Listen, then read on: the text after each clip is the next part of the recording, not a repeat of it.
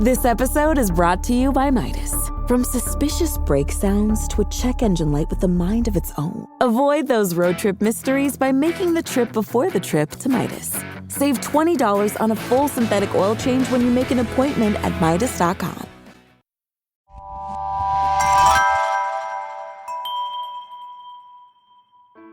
A husband, wife, and teenage son found dead in their home. Investigators are now confident calling this cold case closed 50 years later. Crime scene pictures gave us a closer look at what happened to the Durham family way back in 1972. Bryce, Virginia, and their son Bobby all found tied up and dunked in a bathtub. 4 suspects are now connected to their murders. Channel 9's Dave Feherty found out that the suspects had ties to a group called the Dixie Mafia and that this was a hired hit. Billy Wayne Davis has been in prison for 35 years, serving a life sentence for a murder in Georgia. Today, we learned Watauga deputies visited him 3 times in the past 3 years and are able to link him and 3 others to the 1972 murder of the Durham family in Boone. That's when a family member found Bryce and Virginia Durham strangled to death in their bathroom, along with their 18-year-old son, Bobby. Pat Maddox's husband was an SBI agent who spent years following leads in the case. Sheriff deputies shared these crime scene photos today, showing the house ransacked. Bryce Durham owned a car dealership in Boone. His vehicle was stolen the night of the murders, and the family's silverware was later found inside the SUV. His daughter released a statement today saying in part, "I would like to thank all the people who worked for decades on my family's case. I know they sacrificed many days and weekends in order to work on solving this case since 1972. Sheriff deputies say Davis was part of a group known as the Dixie Mafia. They tracked him down after getting a tip from the son of another suspect who remembered his dad talking about killing 3 people in the North Carolina mountains. Those other 3 suspects are all dead now. Pat Maddox's husband has also died, but she believes he would be glad to know this case has been solved." So the question remains now is who hired those 4 men and why? And is that person still alive? We also looked more into the Dixie Mafia. We found a 1974 article by the New York Times that said that the group was Georgia-based and connected to dozens of violent crimes across the Southeast in the 1960s and 70s. And it said that they were not a traditional mafia, which is typically defined as family members. Instead, a special agent called the Dixie Mafia an unorganized group of traveling criminals, including burglars, car thieves, and drug dealers. Hello and welcome to this week's episode of Who Killed? I am your host, Bill Huffman, and this is a Slow Burn Media, Evergreen Podcasts, and Killer Podcast production. On this week's episode, we are going to go back a few decades to explore the very tangled history of the one and only Dixie Mafia. On the other true crime show that I produce for Killer Podcasts is Crime Capsule, and we actually did a few episodes dedicated to this crew of misfits. If any of the stories that I bring up today sound interesting and you want to learn more, I would highly recommend them. Host Benjamin Morris spoke with a number of authors who have done work about this group, and it's quite intriguing. So you're probably wondering who the Dixie Mafia was. And they were a very loose network of criminals who operated across the South in the 60s, 70s, and even into the 80s. They were dealing in drugs, gambling, prostitution, and, of course, murder. But they weren't really a gang. They were just a bunch of dudes that just kind of hung out together and did some shady stuff. So they didn't really have any rules or leaders, except for one thing, and that was just never rat your friends out to the cops. And if we've all seen Goodfellas, which I'm assuming we all have, that's just kind of a run-of-the-mill type of thing. So they didn't care about turf or money or respect. They just wanted to have fun and basically cause trouble. Sometimes they would rob stores, break into cars. They could spray paint walls, start fights, kind of just basic tomfoolery. And they just never gave up each other's names. And they were also known to work with other mobsters, such as the New Orleans crime family and the Chicago outfit. I was actually reading an article about a cold case that was solved this past year, and it sent me down a rabbit hole. And according to the network, the, quote, shocking cold case from half a century ago that was finally cracked thanks to a tip from a Georgia inmate who confessed to his son. The Watauga County Sheriff's Office in North Carolina announced that they had solved a triple homicide that had happened in Boone during a snowstorm in February 1972. The victims were a family of 3 who were brutally murdered by a group of hitmen from the notorious Dixie Mafia. The killers who carried out the Boone massacre were identified as Billy Sunday Birt, put a pin in that one, Billy Gene Gaddis, Charles David Reed, and Billy Wayne Davis. Hey, Billy Wayne Davis, he's the guy from Behind the Bastards, and he's a great comedian. That can't be the same guy. Of course it's not. Now, they were part of a Georgia-based crew that was hired by someone to eliminate the Durham family, Bryce, Virginia, and Bobby, 18. The motive of the hit at that time was still unknown. The case had remained unsolved for decades until 2019, when Shane Birt visited with his father, Billy, and the elder Birt was serving a life sentence for another murder and was dying of cancer. So you can basically say this is a deathbed confession. He told his son that he had participated in killing 3 people in North Carolina during a heavy snowstorm and that they had almost gotten caught. Shane Birt later shared this story with a writer who was interviewing him for a book about the Georgia crimes. Now, the writer did contact the White County Sheriff's Office, who then alerted the Watauga County Sheriff's Office, and one thing led to another. So it was after an extensive investigation that authorities were able to confirm that Billy Sunday Birt and his accomplices were actually responsible for the Durham murders. Now, however, Birt died in prison in 2017, Gaddis died in 2009, and Reed died in 2016. Davis only is 81, and he's the only one that's still surviving, and he's still incarcerated. So, again, they were known as like the Dixie Mob, and this was just a criminal organization that operated in the southern United States. Now, they're based in Biloxi, Mississippi, and the group was composed of mostly white Southerners who engaged in, as I said, a number of illegal activities, and you can just imagine all those. I will run you down a list of all the different things that they do because they basically do everything. So, again, like I told you before, they don't have a hierarchy. They don't have any social structure. They were just notorious for carrying out contract killings, especially against former members who had been cooperating with authorities. And they also dealt with them if they threatened to expose their crimes. So the Dixie Mafia had a strong presence in states like Georgia, Alabama, Louisiana, Florida, and they would often collaborate, as I mentioned, with other groups. Some of these groups like the New Orleans Crime Family and the Chicago Outfit, we've all seen the firm.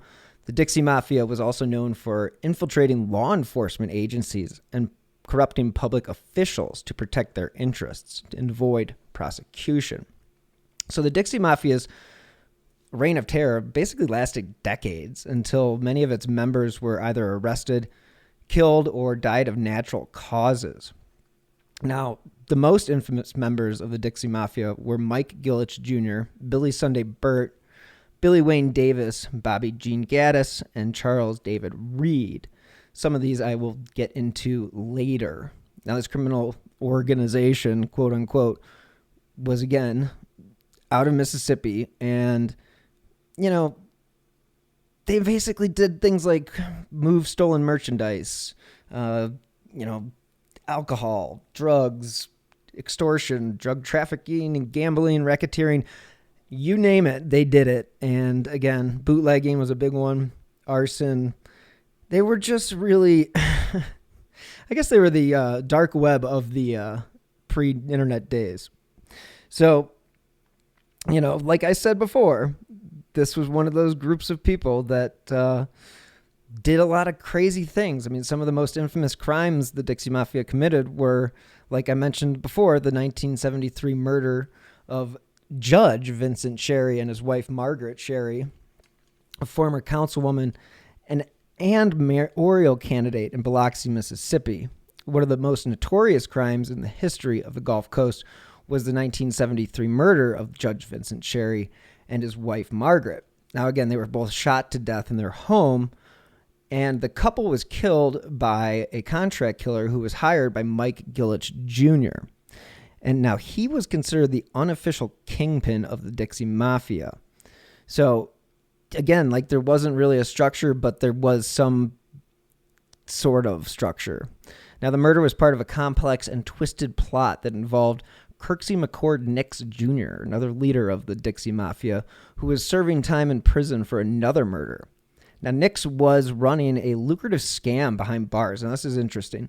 He was extorting money from gay men by posing as a potential lover and then threatening to expose them. Nix had entrusted some of the money to Pete Hallett, a lawyer and former law partner of Judge Sherry, who had ambitions to become mayor of Biloxi. Hallett had spent the money on his own interest and blamed Sherry for stealing it. Nix believed him and ordered Gillich to arrange the hit on the Sherrys. The case remained unsolved for a decade until Gillich decided to cooperate with authorities and confess to his role in the murder. Crazy. He also implicated Hallett and Nix as the masterminds behind the murder plot. Hallett was eventually convicted, and he did get sentenced to 18 years in prison. Nix, however, received a life sentence without parole, and Gillich died of cancer in 2013. The triggerman Thomas Leslie Holcomb also died in prison in 2005 from natural causes. Another one of their crimes was the slaying in 1987 of Georgia Sheriff Edward E. Williams. The Georgia sheriff was basically murdered in cold blood, and this was also linked to this group. He was 47 and the sheriff of Telfair County. He was investigating a drug ring that involved some members of this Dixie Mafia. He was apparently ambushed and shot multiple times by two gunmen while driving in his patrol car on a rural road on March 25th, 1987. The killers fled the scene and were never identified or captured. The case remained unsolved again for years until 1998 when a former Dixie Mafia member named Billy Sunday Birt confessed to being one of the shooters. Birt was already serving a life sentence. The name, again, sounds familiar because that's who we were talking about before. So, again, these people were all working hand and foot together, and it was, it was just crazy because basically what happened was, Reed was a Dixie Mafia member, and he had been arrested by Williams in 1986 for drug trafficking. And while he was awaiting trial, Birt said he and Geddes were paid $10,000 to put a hit on the sheriff, which is insane to think about. But they used a rifle and a revolver to take Williams out.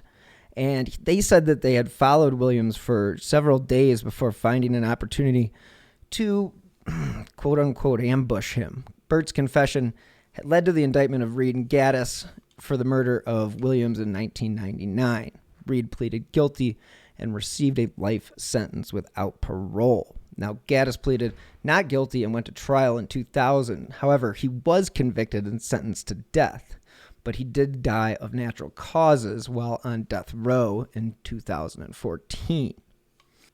And then you have Kirksey Nix Jr., which sounds very Southern. And he was considered a ruthless criminal who led the Dixie Mafia. Now, he was the suspect in the assassination attempt on Sheriff Buford Puser. I'm going to go by that. I'm just going to tell you that's how I'm saying it. And the killing of his wife in 1967. But he never did admit his role in those crimes. However, in 1972, Nix was convicted of murdering Frank Corso, who was a wealthy New Orleans businessman, during a break-in at his home. He was sentenced to life in prison without parole. However, that did not stop him from continuing his activities from behind bars.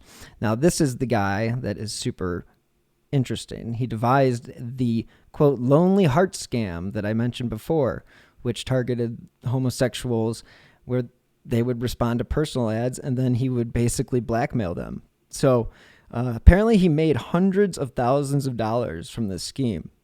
So pretty crazy stuff right there. And again, like I mentioned, this was in Biloxi, and he was part of Mike Gillage's gang. And so it's really one of those interesting sort of cases where you have guys that are basically going to wherever the money is. You know, they're sort of following the money. If you know the reference.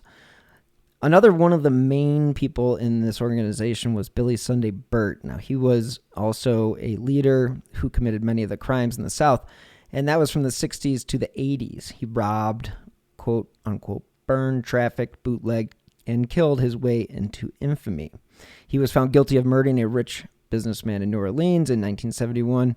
4 elderly people in Georgia in 1973. He also admitted to killing several others, including a family of 3 in North Carolina in 1972 and a sheriff in Georgia in 1987. Pretty terrible person, and that's the original person that we were talking about in this case. So at least he copped to his crimes, but boy, did he have a string of murders under his belt. Now, he also claimed to have some sort of role in the killing of Martin Luther King. I kept coming across that in my research, and there really has been no evidence of that. So he did receive the death penalty for the 1973 killings, but it was changed to life in prison later. And as I mentioned, I think he died in 2017 when he was 79 years old. Now, he had a wife named Ruby Nell Birt and 5 kids, 3 of whom were also called Billy. That sounds very George Foreman-like, who named all his kids George. His oldest son, Stoney Birt, looked up to his father and wrote a book about him called Daddy's Boy, the true story of Billy Sunday Birt. However, his youngest son, Shane Birt, hated his father and wrote a book that called him The Curse, the true story of Billy Sunday Birt. So, yeah, definitely a little break in that family. Wonder what the holidays are like around there. Must not be very fun. So, yeah, pretty interesting there. And again, he did escape from prison. Now, this is pretty wild. He escaped from prison. The first escape actually happened in 1968. He was in Georgia State Prison for armed robbery, and he basically just walked away. I mean, well, they attacked a guard and then took his clothes and keys and then casually walked out of the prison. They got into a car that was parked outside.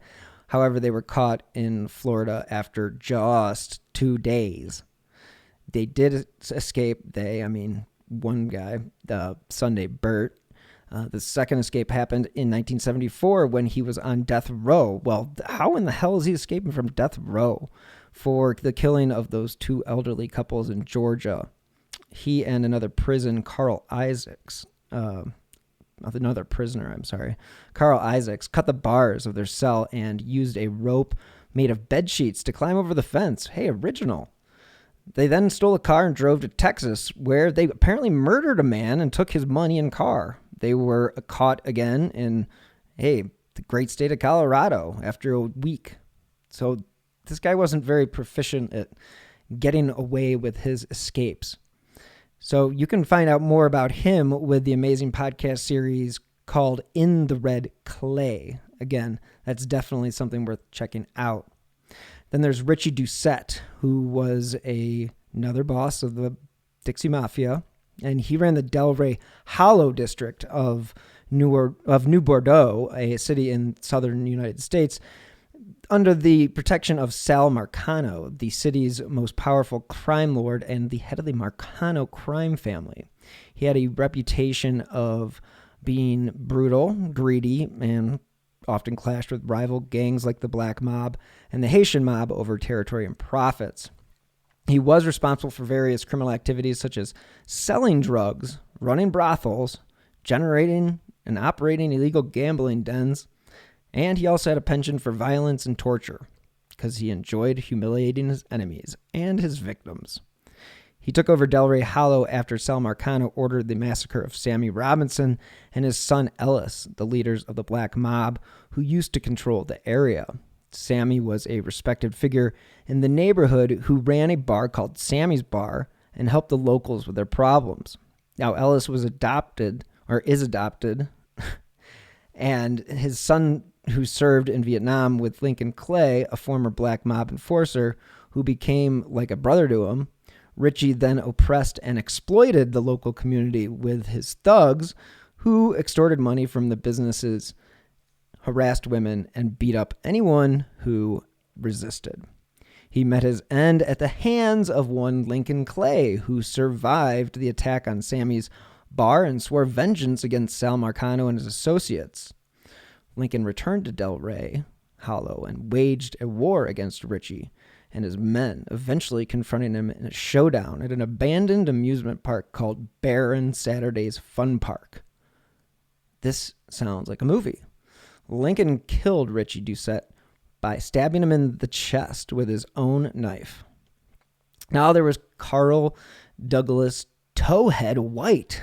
Just sounds like such a white guy. And he, again, operated in the South during the 60s and 70s. He was considered a leader. Again, they're all leaders of some facet of this organization. He specialized in bootlegging and drug trafficking. Hey, guess what he also specialized in? Murder. He did have a connection with the New Orleans crime family and the State Line Mob, a rival group that controlled the border area between Mississippi and Tennessee. He was also one of the main suppliers of illegal alcohol to Mike Gillich's clubs in Biloxi, Mississippi. Now, again, like I said, he was known for his violent temper. These guys are all ruthless anyway. So he would eliminate anybody that got in his way or crossed him. He was involved in more than 50 murders, which is nuts, but this was the way it was, apparently. And some of those people were his former associates, law enforcement officers, heck, even innocent bystanders. He was also a suspect in the assassination attempt on Sheriff Buford, as I mentioned before. Now this is interesting because he had a girlfriend, his girlfriend Louise Hatchcock, in a shootout, and that basically White was eventually killed by a rival bootlegger named Jack Hatchcock in 1969. And the last one I'm going to cover is Donald Ray D.R. Smith. And he has a long history of crime and violence. He was a drug dealer, arsonist. Again, he was a close associate of Kirksey Nix Jr. Again, that was the son of Towhead White's boss and one of the masterminds behind the prison scam that defrauded all those people out of millions of dollars. And he actually helped him with the scam while he was inside the penitentiary. Now, they did both serve time in Louisiana. He was also involved in the murder of Judge Vincent Sherry. Again, they all seem to be involved in that case. I guess it's hard to say that these guys were, ever going to get away with any of this stuff because too many people knew the activities. So, like I said, these activities included basically everything that was illegal. The movement of stolen merchandise, illegal alcohol, illegal drugs. They engaged in illegal gambling, prostitution, robbery, murder, arson, extortion, fraud, bootlegging, rum running, political corruption, and finally contract killing. Again, they became known as the anything for a buck gang and had one rule that members were expected to obey. And that was, thou shalt not snitch to the cops, which we've all heard a million times. So the Dixie Mafia, you're wondering why and how did they get away with all this stuff, is they infiltrated law enforcement like most of these organizations do by bribing, intimidating, or basically just corrupting some of the officials who were supposed to oppose their operations. They also took advantage of the lack of strong coordinated law enforcement in some of the areas where they committed their crimes, such as small communities throughout the South. Some examples of how the Dixie Mafia infiltrated law enforcement are John Ransom, who was a former police officer in Biloxi, who became involved in a notorious murder case in 1987. Again, that is the murder of the judge and his wife. Now, that is also, again, just crazy. That was ordered by Mike Gillich Jr. And again, let's look at what we have here. He was one of the 4 people convicted in the case, along with Gillich, Holcomb, and Kirksey Nix. Again, that was a plan that they had orchestrated from their prison cell. In 1991, a former Georgia State Trooper named Billy Sunday Birt, hey, does that name sound familiar? Confessed to being a leader of the Dixie Mafia and admitted to killing several people, including that North Carolina family I mentioned before. And that was at the top of this episode. Now, he claimed that he had been paid off, and then he paid off several law enforcement officials to cover up his crimes or basically help him escape any type of capture. Then you have Leroy Hobbs, who was a former sheriff of the Harrison County in Mississippi, who had a dark and controversial career. He was involved in a criminal conspiracy with this group, and basically he used his powers and influence to just kind of give him protection. And he took bribes. He would release prisoners. He hired a hitman to kill a rival. Now, he was arrested in 1984 after a 5-year investigation by the FBI. Now, he did plead guilty to 2 charges of racketeering and extortion, and actually was sentenced to 18 years in prison. He died in 2008 at the age of 73. You actually may have heard of some of these cases, or some of these things might sound familiar because they have made a couple shows and movies about this type of activity. Justified would probably be the most famous one with Timothy Oliphant, and that is, again, loosely based off of what happened, and it is just interesting. And then there was Claws, which was on TNT, I believe, from 2017 to 2021, which was, again, a group of manicurists out of Florida. One of my new favorite shows, The Righteous Gemstones, is also apparently depicted as dealing with some of the Dixie Mafia. So pretty cool and interesting how that all works and that type of stuff. Again, pop culture or life imitating art, art imitating life. It's just crazy. So they did work with other groups, and some of those groups that they operated with, I mentioned the New Orleans Crime Family, which was a group of Italian-American mobsters that ruled over Louisiana and parts of Mississippi.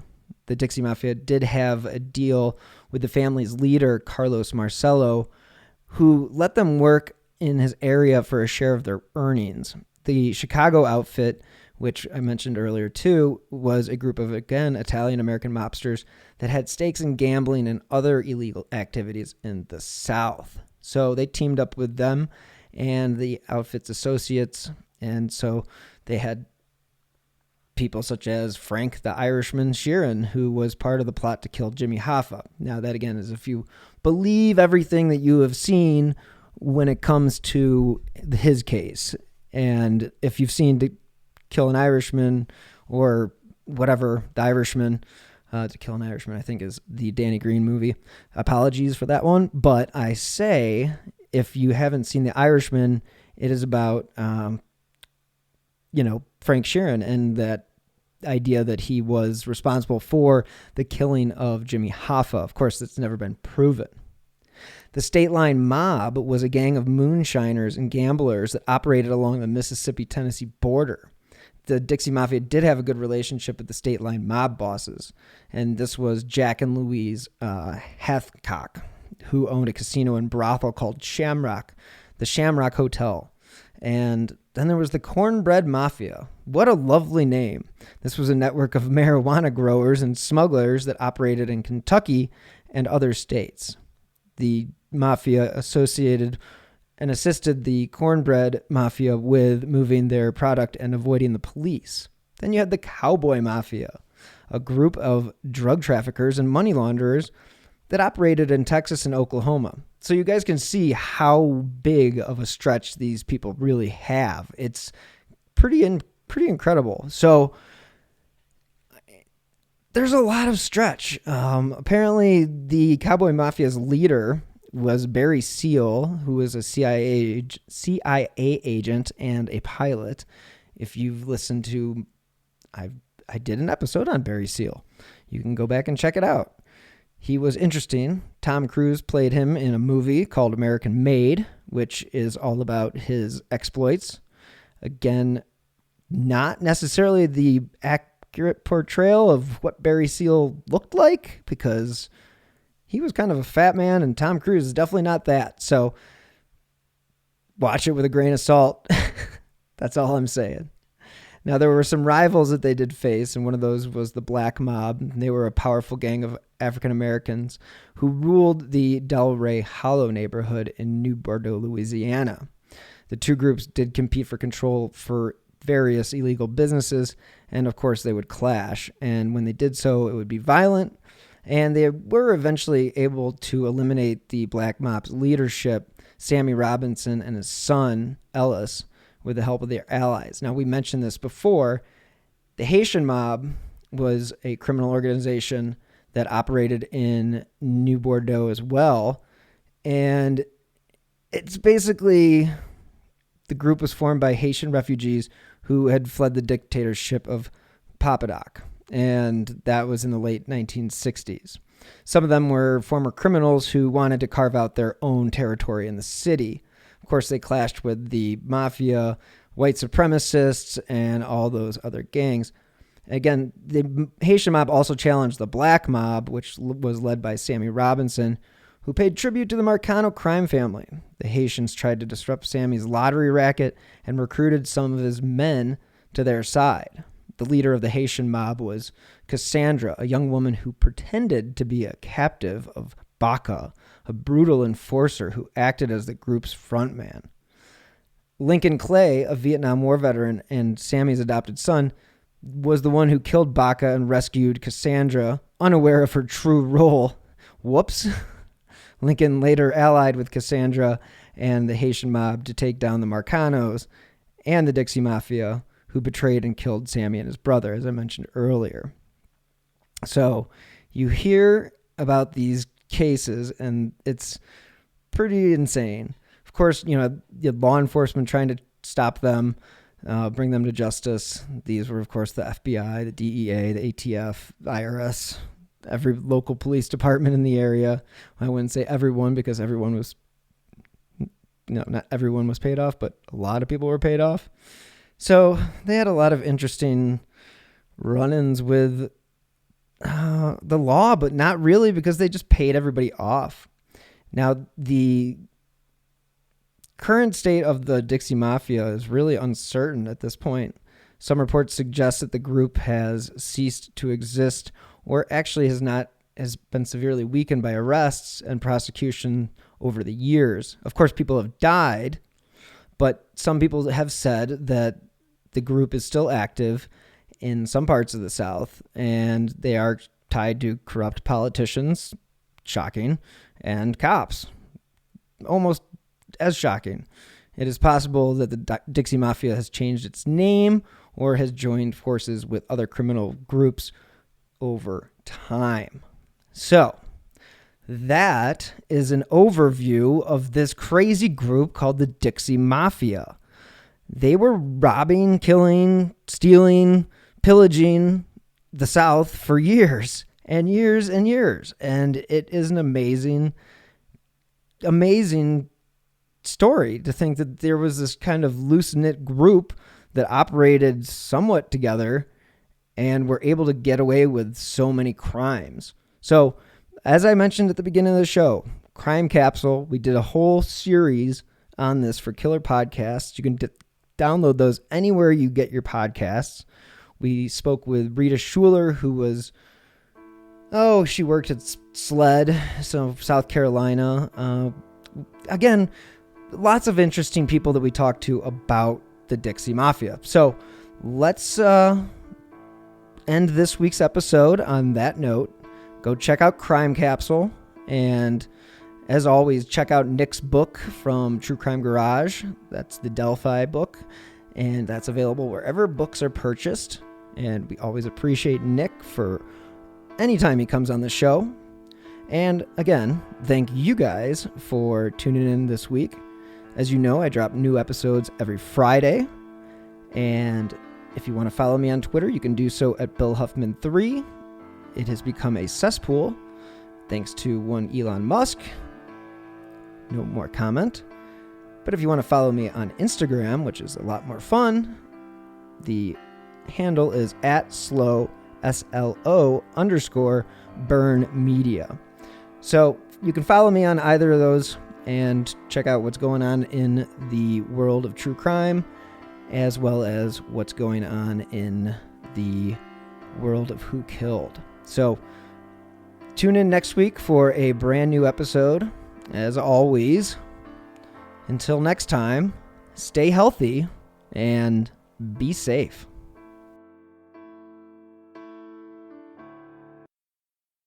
Have you ever wondered about things that go bump in the night, or objects in the sky, or other things you just couldn't explain? Then join me, Jim Mallard, on my podcast, The Mallard Report. Each week, you'll find engaging conversations with guests who are authors, historians, and scholars who lend their expertise as we discuss current events and venture into the fringe and paranormal. The Mallard Report hits controversies head-on, yet remains conversational, and can be found on Apple Podcasts, Spotify, and any other major podcast platform. 3 a.m., the comedy horror podcast that holds weekly gatherings around the campfire. Let me tell you what you're going to get. You're going to hear stories about demonic possessions, prison stabbings, skinwalkers, glitches in the Matrix, cult leaders, missing 411, night marchers, Operation Paperclip, Mesopotamian devil worship, and so many monsters it'll give Kanye West a runaway for his money. Pop and meme culture also aren't off topic. A camp where laughs and scares are constantly competing for first place. We're just a group of friends, trying to bust each other's balls, find the best stories, and expand the circle in the process. 3 a.m., the comedy horror podcast, not for the faint or fragile of heart. Let's go.